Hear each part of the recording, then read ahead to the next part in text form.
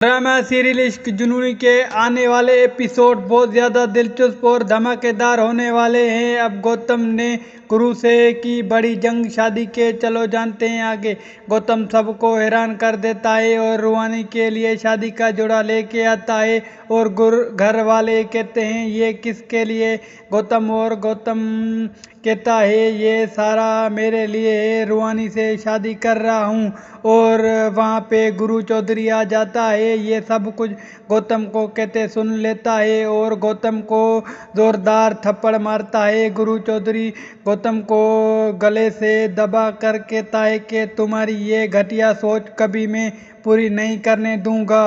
गुरु गुस्से में आकर गौतम को कहता है हमारी कंपाउंडर तुम्हारे से शादी नहीं करेगी। क्या गौतम रूहानी से शादी कर पाएगा या रूहानी गौतम से शादी करने से इनकार कर देगी या गुरु चौधरी उसको रोक पाएगा? कमेंट में अपनी राय ज़रूर देना और देखते रहें इश्क जुनूनी।